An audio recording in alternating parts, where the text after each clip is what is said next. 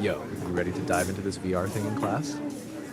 Yeah, dude, this is actually exciting. VR and AR is transforming the way students learn about history by breaking down barriers of distance, accessibility, and engagement. Instead of simply reading about the world, students can now step into it.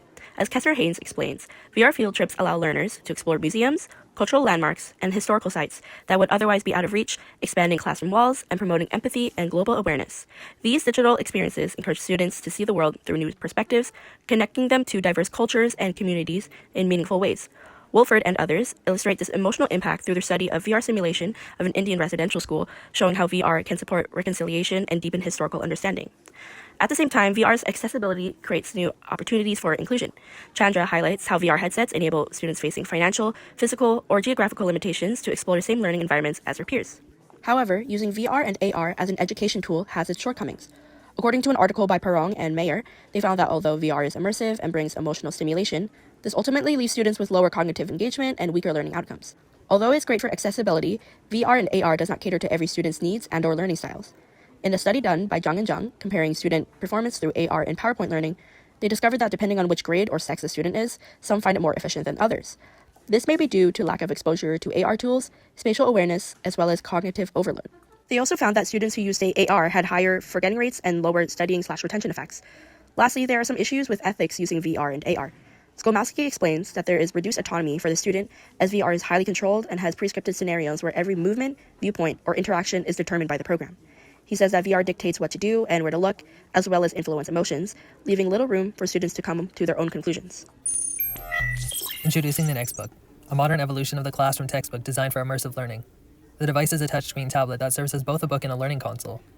Students can read lessons, scroll through chapters, and view images or clips that explain key moments in history. The stylus allows them to take notes, highlight text, and answer questions that appear during lessons or simulations. The VR goggles connect wirelessly to the tablet, projecting the lesson into a 360-degree environment where students can look around and experience events as if they were there. In this scenario, you'll see a class using the Nextbook to explore history firsthand through virtual reality.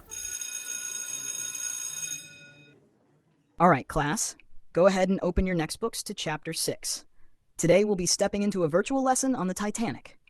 Make sure your goggles are synced. There'll be a short quiz during the session, so pay close attention. All right, class, get ready.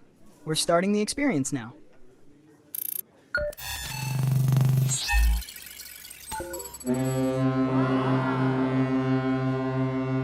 All right, everyone. You're now standing on the deck of the RMS Titanic.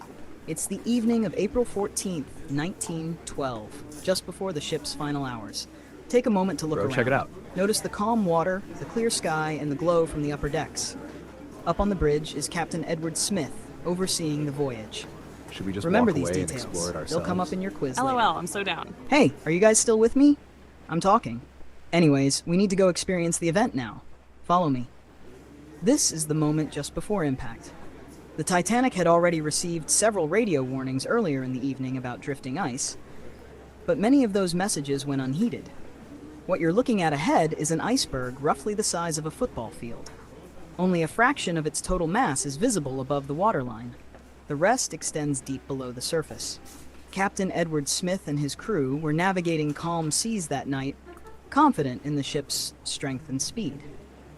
Guys, cut it out. We're not in the movie. Stay focused. You'll need this for the quiz. Head to the lifeboats now. That's where we'll finish the lesson. The ship's about to hit, and anyone who falls behind gets a 0. Stay with me. We need to reach the lifeboats to finish the quiz. Keep moving.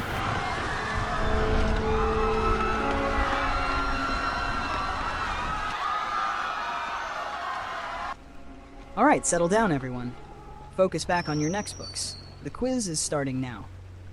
Let's see what you actually remember from the lesson.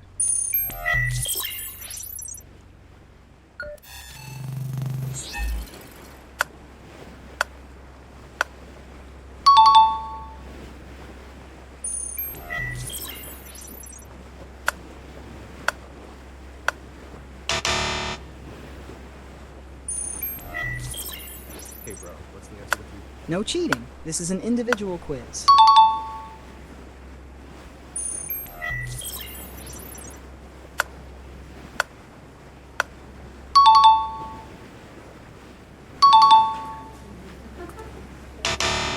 Oh boy, this probably wasn't a great idea. Okay, a lot of you guys didn't pass the quiz, which tells me that we should just go back to the classroom.